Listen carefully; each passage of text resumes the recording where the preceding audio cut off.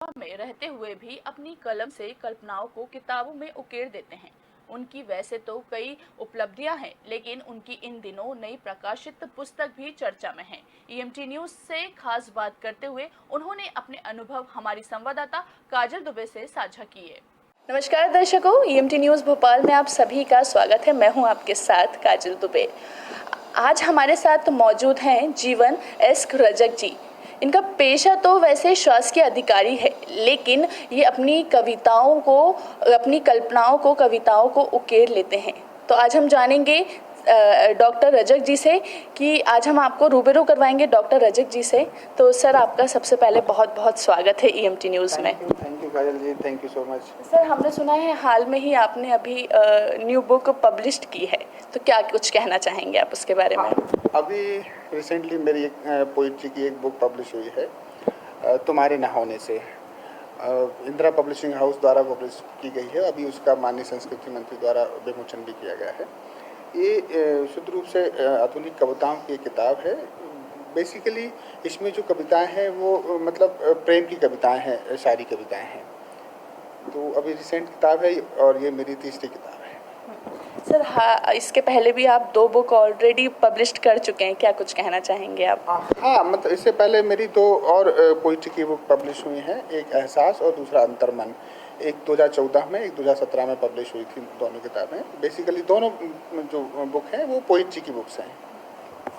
Sir, आप deputy collector हैं, किस तरीके से आप मैनेज करते हैं? डिप्टी कलेक्टर, ऊपर से आपका वर्किंग और फिर आप अपना लिखना किस तरीके से मैनेज करते हैं?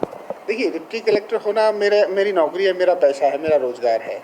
तो वो मेरा काम है उसको करना। जो भी मुझे काम उसमें मिलता है वो मैं अपने आप से सुचारू रूप से करने की कोशिश करता हूँ। और कविता लिखना या लेखन कार्य करना वो मेरा पैशन है। और कविता लिखने का एज इट इज़ जॉब से ऐसा कोई संबंध है नहीं कि आपको समय नहीं मिलता या ऐसा कुछ भी नहीं है। कविता लिखना तो एक पसंद का विषय है। और कविता लिखने के बाद आप ज़्यादा अच्छे ढंग से शासकीय सेवा कर सकते हैं, क्योंकि आपके मन में एक नई ऊर्जा, कविता लिखने के बाद एक नई ऊर्जा आपके मन में आती है। होता क्या है कि जब आपकी एक अच्छी कविता मुकम्मल हो जाती है तो आपका मन प्रसन्नता से भर जाता है, और प्रसन्न मन ज़्यादा बेहतर ढंग से काम कर सकता है समाज के लिए और सरकार के लिए। सर, आप एक प्रशासनिक अधिकारी हैं, तो आपका ये कार्य पे कितना लाभ होता है इसका? नहीं, देखिए, मैंने कहा ना कि कविता लिखना मेरा पैशन है। और कविता आपके अंदर एक संवेदनशीलता को पैदा करती है, आपके हृदय में एक संवेदनशीलता को पैदा करती है। और एक संवेदनशील हृदय जो है वो समाज के लिए ज़्यादा बेहतर ढंग से सोच सकता है। मेरा जॉब ऐसा है, चूँकि मैं प्रशासनिक सेवा में हूँ, तो जनता के लिए बेहतर काम करना मेरा उद्देश्य जो है रहता है हमेशा। तो जब आप कविता करते हैं तो आप समाज में ऐसी चीज़ों को देखते हैं जो शायद सामान्य रूप में हम उसको स्किप कर जाएं। बहुत सारी ऐसी मार्मिक चीज़ें या ऐसी घटनाक्रम आपका एक कवि की दृष्टि से आप देखते हैं कि यार ये ऐसा है, ऐसा नहीं होना चाहिए, फिर उस पर आप कविता लिखते हैं। तो उसको आप जिस विषय पर आप कविता लिखते हैं उस विषय को आप निराकरण करने का प्रयास भी एज ए प्रशासनिक अधिकारी करते हैं।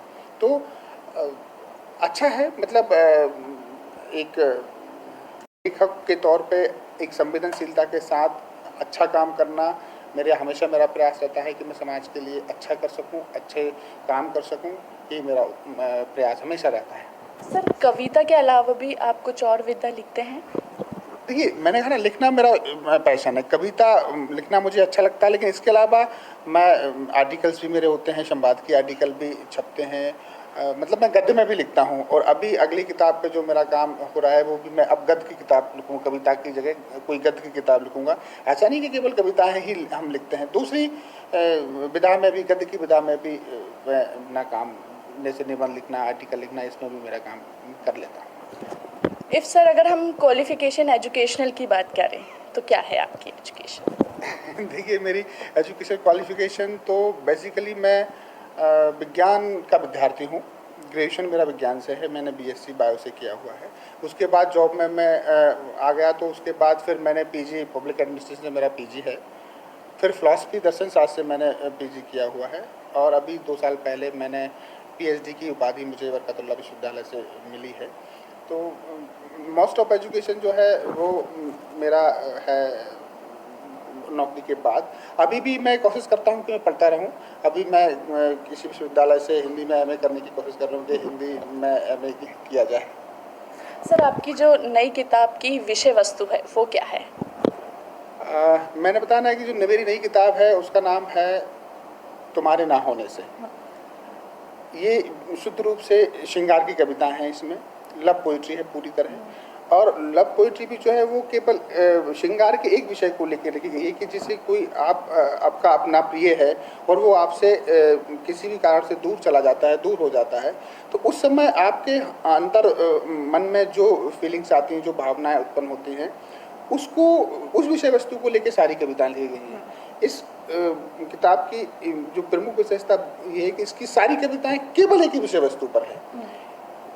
और मतलब विषय वस्तु की जब कोई आपका अपना छोड़ के आपको चला जाता है तो उस समय आप कैसा, आपके अंतःस्थल में क्या भावनाएं जन्म लेती हैं, उसका प्रकटन ये है इस किताब में। सर, जैसे अगर हम बात करें लव, प्रेम की, तो इसको आप किस रूप से देखते हैं? देखिए, प्रेम को परिभाषित किया जाना तो इतना सहज नहीं है, मुझे लगता है बहुत टिपिकल काम है। लेकिन प्रेम को लोग सामान्यतः बड़े संकीर्ण रूप में देखते हैं। प्रेम इतना संकीर्ण नहीं है, प्रेम एक बहुत व्यापक विषय है। मुझे लगता है प्रेम भौतिकता का विषय नहीं है, लेकिन आज के परिवेश में प्रेम को भौतिकता का विषय समझा जाता है और किसी पर्टिकुलर एक संकीर्णता के साथ, संकीर्ण सोच के साथ उसको देखा जाता है। ये सर्वत्र है, व्याप्त है। और मुझे लगता है कि प्रेम एक दार्शनिक विषय है, भौतिक विषय नहीं है बल्कि एक दार्शनिक विषय है और इसको उसी दृष्टिकोण से देखा जाना चाहिए। ये हर जगह है, मतलब केवल आप किसी दो लोगों के बीच में प्रेम को नहीं देख सकते। प्रेम ईश्वर से भी हो सकता है, प्रेम माता पिता से भी हो सकता है, प्रेम समाज से भी हो सकता है, प्रेम देश से भी हो सकता है। मतलब अगर इस दुनिया में एक प्रेम एक ऐसा तत्व है, इस दुनिया में अगर विद्यमान है, तभी ये दुनिया इतनी खूबसूरत है, इतनी अच्छी है। अगर प्रेम को हम इस दुनिया से निकाल दें तो आप कल्पना करिए कि दुनिया कैसी होगी, ये विश्व कैसा होगा। तो प्रेम जो है वो मुझे लगता है कि एक दार्शनिक विषय है। सर, हमने सुना है कि आपको शासकीय सेवा का बहुत लंबा अनुभव है। आप कई सर्विसेज में सिलेक्ट भी हुए हैं, तो ऐसी कौन कौन सी सर्विसेज है जिसमें आप सिलेक्ट हुए हैं? देखिए, शासकीय नौकरी जो मैंने शुरू की थी 2003 में, तो 2003 से आज तक लगभग 18 साल का मेरा अनुभव है। चूँकि मैं जिस परिवेश से आता हूँ तो मुझे जैसे नौकरी मिलती गई मैं वहाँ से करता गया। मैंने एक तृतीय श्रेणी नौकरी से शुरुआत किया था और आज मैं राज्य प्रशासनिक सेवा का अधिकारी हूँ। मैं अलग अलग विभागों में मैंने सेवाएं दी हैं। पहले मैं फूड एंड ड्रग में फूड इंस्पेक्टर रहा था, 8 साल वहाँ रहा। कमर्शियल टैक्स में मैं कमर्शियल टैक्स ऑफिसर रहा, 6 साल उसमें रहा और अभी 4 साल मुझे इसमें राज्य प्रशासनिक सेवा में हो गए हैं। बाकी तब से लेके आज तक लगभग 13-14 नौकरी में मैं सेलेक्ट हो चुका हूँ। अलग अलग उसमें डीएसपी भी है, फॉरेस्ट में एसडीओ भी है, रेंजर भी है, कमर्शियल टैक्स ऑफिसर भी है। और भी मतलब हर बार जो पीएससी में कहीं ना कहीं मैं सिलेक्ट होता गया और फाइनली यहाँ तक जो एक पीएससी के सर्वोच्च पद है वहाँ तक मैं पहुँचा हूँ। होता क्या है कि नौकरी के साथ फिर पढ़ाई करना थोड़ा सा टफ जाता है, लेकिन ईश्वर की जो कृपा है, ईश्वर का आशीर्वाद है, माता पिता का आशीर्वाद है कि मैं अपने सफ़र में यहाँ तक चला आया हूँ और बड़े प्रसन्नचित्त मन से यहाँ तक चला आया हूँ। सर, अगर मैं आपकी बात करूं, सर हमने सुना है कि आपने मेडिकल की पढ़ाई छोड़ दी थी, तो सर क्यों, क्या रीज़न था उसका? एक्चुअली सच्चाई ये है कि रीज़न तो बहुत सारे थे। मेरा मेडिकल में जाने का ऐसा कोई उद्देश्य बेसिकली था नहीं। मैं रायसेन जिले का मूल रूप से रहने वाला हूँ। 12वीं पास मैंने रायसेन से किया और वहाँ से उसके बाद मैं चूँकि बायो का विद्यार्थी था तो फिर मैं विदिशा के में कॉलेज में मैंने एडमिशन लिया। लेकिन उस समय पीएमटी का बड़ा क्रेज हुआ करता था, मैं तो थोड़ा पढ़ने में ठीक ठाक था, मुझे लगता था कि मैं ठीक ठाक हूँ, तो मैंने कहा मैं भी पीएमटी की तैयारी करूँगा। तो एक प्रोफेसर के यहाँ कोचिंग के लिए गए विदिशा में, तो उनने बोला अब वैसे भी गांव का लड़का उतना ही 12th पास करने के बाद इतना ज़्यादा ना तो समझदार होता ना इतना प्रगतिशील होता, तो उनने मुझे गधा बोल दिया। वो जो प्रोफेसर थे, केमिस्ट्री के प्रोफेसर थे, उन्होंने मुझे गधा बोल दिया। बोले तुम गधे हो, बीएससी पास नहीं हो सकते, तुम कहाँ पीएमटी बहुत टफ है। डेफिनेटली टफ था उस समय, मतलब उस समय जहाँ तक मुझे ज्ञान है 325 सीट हुआ करती थी पूरे मध्य प्रदेश में, इंक्लूडिंग छत्तीसगढ़ मेडिकल की, और उनमें भी 4 पेपर हुआ करते थे। एक इंग्लिश का कंपलसरी पेपर हुआ करता था और माइनस मार्किंग हुआ करती थी। मैं हिंदी का विद्यार्थी था, लेकिन फिर उस दिन से मैंने एक जिद मेरे मन में आया कि अब तो कुछ भी हो जाए, इसमें मुझे गधा कैसे बोला, अब तो मैं PMT सेलेक्ट होकर ही रहूँगा।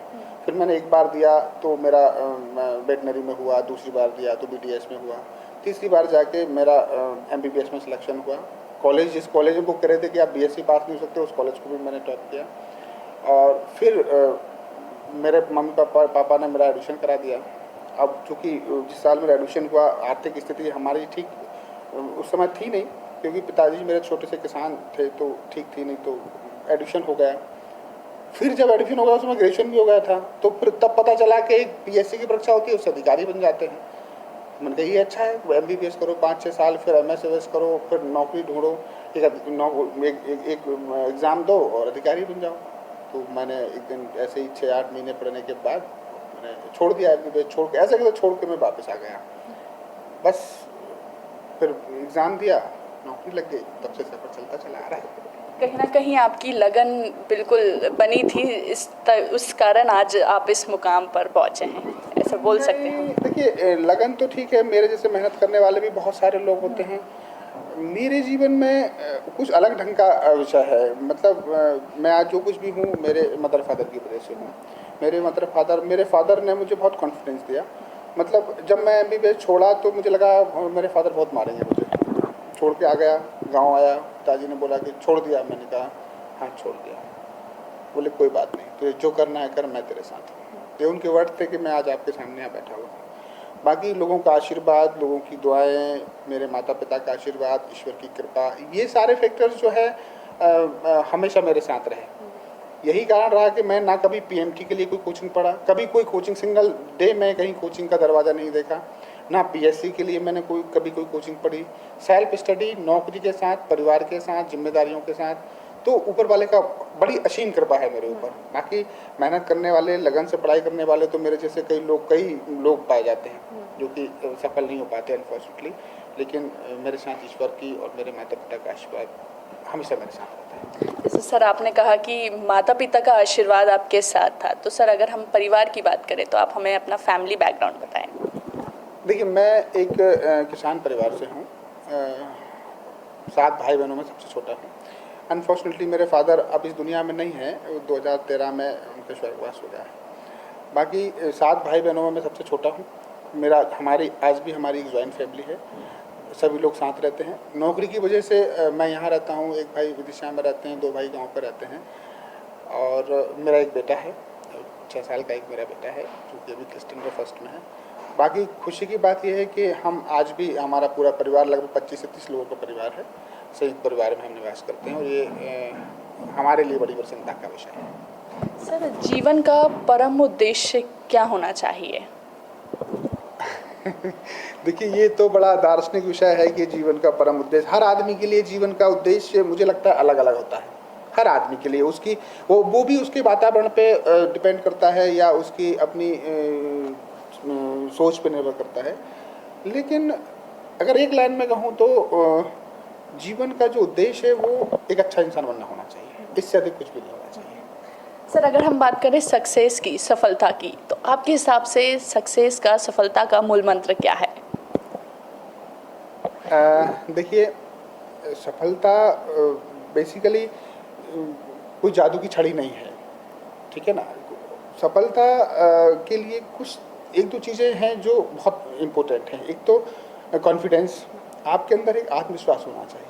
जैसा मैंने आपको बताया कि मैं MBBS छोड़ा, जब मैं MBBS छोड़ा था तो सभी लोगों ने, रिश्तेदारों ने, दोस्तों ने, समाज ने, सब ने ये कहना शुरू कर दिया था कि लड़का अपनी किस्मत को ठोकर मार के आए, जीवन भर पछताएगा। ऑब्वियसली बात उनकी सही भी थी। MBBS जैसी चीज़ उस समय बड़ा टफ हुआ करता था, आज भी टफ है, लेकिन आपने छोड़ दिया तो कहीं ना कहीं मेरे अंदर एक आत्मविश्वास था कि नहीं, मैं कर ले जाऊंगा। ये आत्मविश्वास हर आदमी के अंदर होना चाहिए कि आप जो भी विचार कर लें, मन में जो भी सोच लें, वो आप कर सकते हैं, क्योंकि जो भी दुनिया में जो कुछ भी हो रहा है वो इंसान ही तो कर रहे हैं। आज हम चांद पे पहुंच रहे हैं या मंगल पे पहुंच रहे हैं, ये कौन कर रहा है? इंसान ही कर रहा है, कोई बाहर से तो कोई आ नहीं रहा है। तो आप जो सोच लेंगे आप उसे कर पाएंगे, लेकिन अगर आपके अंदर उस चीज़ के लिए कमिटमेंट हो, एक लगन हो कि नहीं मुझे पूरी कमिटमेंट, जैसे मैं पढ़ाई करता था तो मेरा एक नियमित रूप से मेरी दिनचर्या थी कि सुबह उठ के मुझे 4 घंटे पढ़ाई करना ही है, चाहे मैं नौकरी में रहूँ, मैं 5 बजे उठता था, 4 घंटे पढ़ता था, फिर ऑफिस जाता था। वो एक कमिटमेंट होना चाहिए।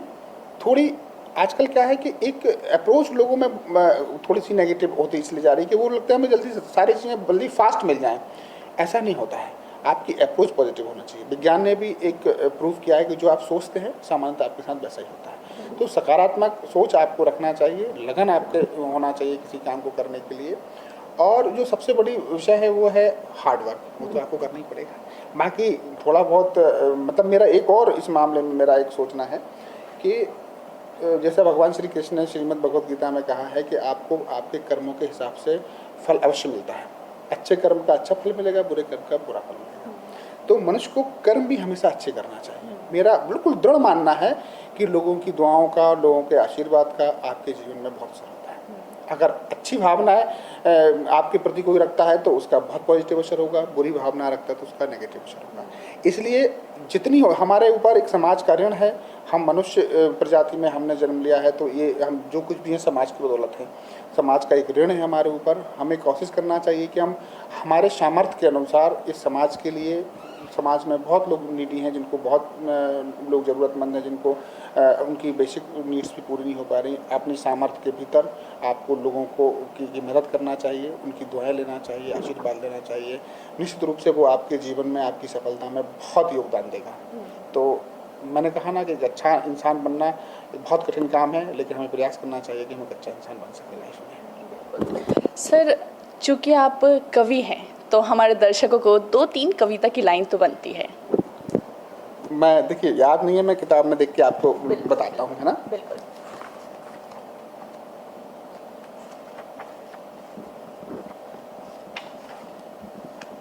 देखिए बहुत छोटी छोटी 2-3 कविता बताता हूँ। एक कविता है जिसका शीर्षक है तुम मेरी जिंदगी हो, तुम मेरी जिंदगी हो या शायद जिंदगी से थोड़ी सी कुछ ज़्यादा। तुम मेरी जिंदगी हो या शायद जिंदगी से थोड़ी सी कुछ ज़्यादा, शायद मेरी आत्मा या शायद मेरी आत्मा का परम सत्य। शायद मेरी आत्मा या शायद मेरी आत्मा का परम सत्य। मैं कहाँ हूँ, अब मैं कहाँ हूँ, मेरे भीतर तो तुम जी रही हो। मैं कहाँ हूँ, मेरे भीतर तो तुम जी रही हो। तुम्हारे होने से ही तो मैं हूँ। अगर तुम ना रहोगे मेरे साथ तो मैं कहाँ रहूँगा। अगर तुम ना रहोगे मेरे साथ तो मैं कहाँ रहूँगा। तुम मेरा अस्तित्व हो, तुम मेरा अस्तित्व हो या शायद मेरे अस्तित्व से थोड़ा कुछ ज़्यादा।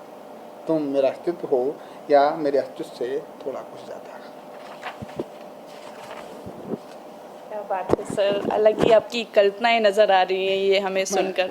मैंने बताया ना कि सारी कविताएं जो हैं एक ही विषय वस्तु को लेके लिखी गई हैं। मैं 1-2 कविताएं और आपको सुनाता हूँ।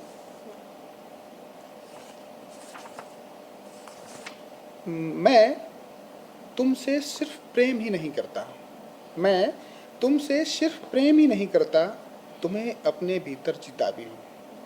कदाचित मैंने तुम्हारे लिए ही जन्म लिया है। जीवन की कठिनतर यात्रा में राह के एक किनारे की तरह थाम कर तुम्हारा हाथ चलूँगा साथ अंतिम छोर तक। जीवन की कठिनतर यात्रा में राह के एक किनारे की तरह थाम कर तुम्हारा हाथ चलूँगा साथ अंतिम छोर तक।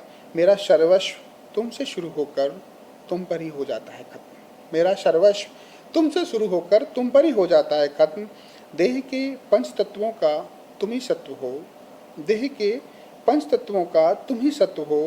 राह के बिखरे हुए कणों के अतिरिक्त कुछ भी नहीं रहूँगा मैं तुम्हारे बिना। तुम मेरे पुरुषार्थ की बुनियाद हो, तुम मेरे पुरुषार्थ की बुनियाद हो। तुम्हारा निश्चल प्रेम मेरी धार्मिक आस्थाओं का उत्कर्ष है, मेरी धार्मिक आस्थाओं का उत्कर्ष है। तुम्हारे होने से ही अर्थपूर्ण है मेरा जीवन, तुम्हारे होने से ही अर्थपूर्ण है मेरा जीवन। तुम मेरी समस्त कामिक्षाओं की पूर्णता हो। अपनी आत्मा तुम्हें सौंपकर स्वयं को रिक्त कर लिया है मैंने, अपनी आत्मा तुम्हें सौंपकर स्वयं को रिक्त कर लिया है मैंने। अब कोई संशय नहीं रह गया है मोक्ष मिलने में। अब कोई संशय नहीं रह गया है मोक्ष बल्ले में। क्या बात है सर, बहुत ही प्यारी, बहुत ही ब्यूटीफुल लाइंस थी and thank you so much sir, आपका बहुत बहुत धन्यवाद। थैंक यू सो मच काजल जी, आपका भी बहुत बहुत शुक्रिया।